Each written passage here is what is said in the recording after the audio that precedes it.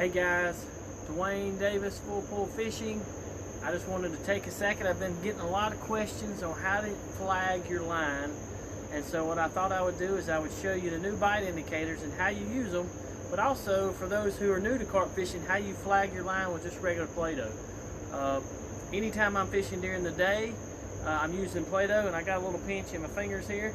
I've always historically used Play-Doh, even at night, until recently when I realized what a game changer the new indicators are and how bright they are, so you can really see what's going on. And the other good thing about them is when you get a fish and you're reeling them in at night, so you may be having to navigate around another fisherman, you can see your line because they'll kind of slide down and you can see where your line's at. So it helps you a lot on the fight as well. But first off, I'm going to show you how to do Play-Doh. So this is something I've been using for years. You know, back in the day I used to buy this little block of dough, but now it's strictly pretty much Play-Doh. Everybody uses Play-Doh, and I try to use bright colors. This is orange, and this is a little bit bigger piece than what I normally get. I normally get just a small piece, just the size of a Crowder pea probably. And anyway, just so you can see, I used a bigger piece. But what you want to do is just kind of, you've been a kid at one time, everybody's played with Play-Doh, so you just kind of make your little snake, and what I do is I just wrap it around my line. I wrap it and I just kind of, make it all one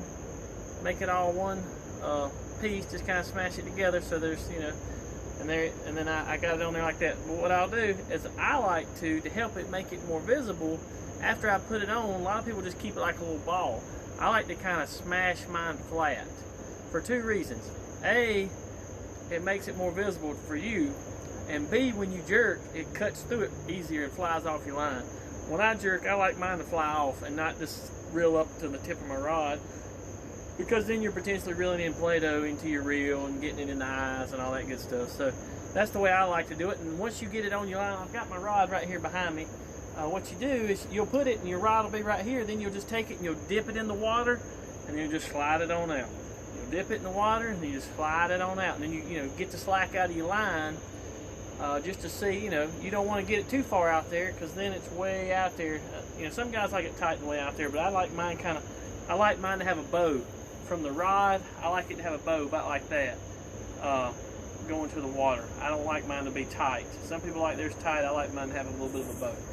All right, the next thing I got here is the new bite indicators, and I got 3 different versions, and I'm gonna start off with the flag bite indicators, or the corks I call them, and they are exactly what they are, the corks. A lot of guys have been using these for years. You got a slit in them, you slide them on your line, and you just slide them out just like you do the flag dough. You just slide them off the end of your rod and work them down. So I've got 2 different versions. We got the one that's the cork and the one that's the styrofoam balls.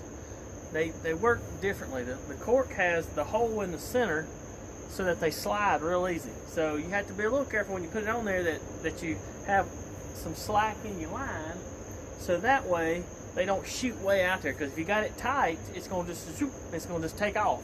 So what I do is I just put a big bow so that more or less when I put it on, it drops straight down, and then I can kind of ease it out to where I want it. The styrofoam ball is a little bit different. It doesn't have the hole in the middle, so what you do with it is you put it on and then you take your line and push it out with the rod tip. So you'll hold your line and you'll push it out so you can control how far it goes out.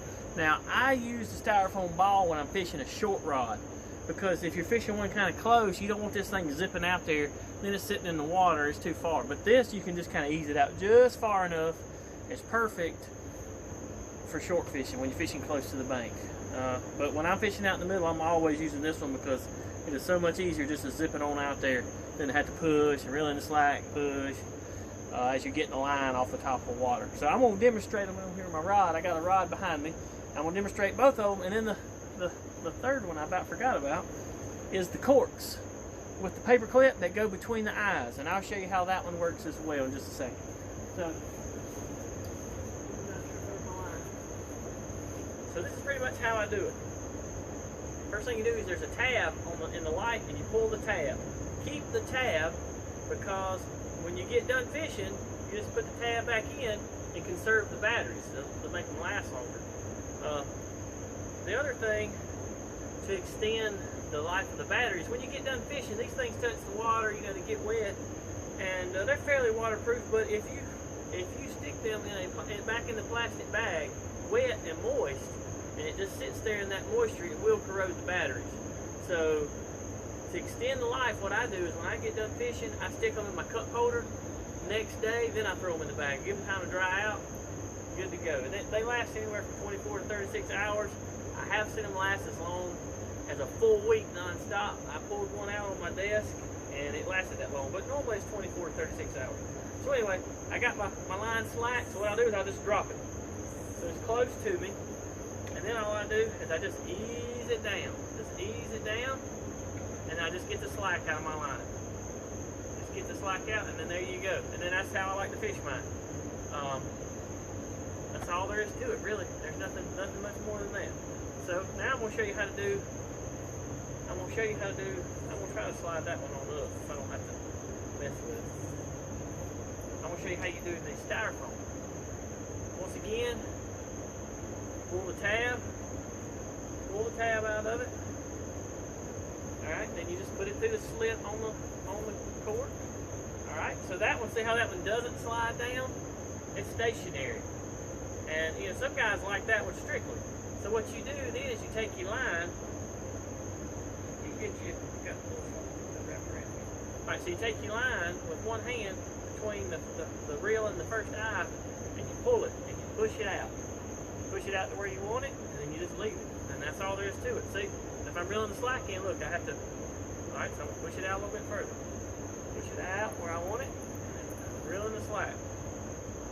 So there you go. So it sits on the line just like the other one does, except for, you know, I have to push it out there. It helps you control the distance a little bit easier. And some people like that better all the time, but I like it better when I'm fishing close because I can control it. Alright, and then the last one, here's some slack here.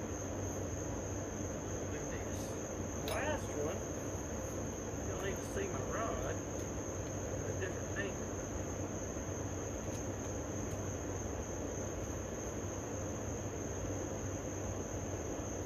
Is the cords. The way this one works, I just twist it. Here, you got the cord, same deal, pull the tab, it lights up, you got the paper clip, and you just hang it between the two eyes, the first two eyes on your rod. And a lot of guys like to fish this. I call this the old school method because my dad is strictly a cork fisher. He loves the cork fish, and when you're strictly yellow carp fishing, it's as good as any method there is. And you know, just put it on there. But I personally like the two flags first, and those are called the corks. This is called a bobber. I call this the bobber. So, but I have all three of these, and I hope this helps you understand how to use them, how they work, and just how to flag your line in general. Like I said, hopefully it'll help you with the Play-Doh, which I use during the day. There's no sense in using the lights when it's daylight. You don't need them, really. So, that helps you conserve the batteries. But I appreciate you guys and appreciate you listening. Again, this is Dwayne Davis from Full Pull Fishing. Tight lines to everybody.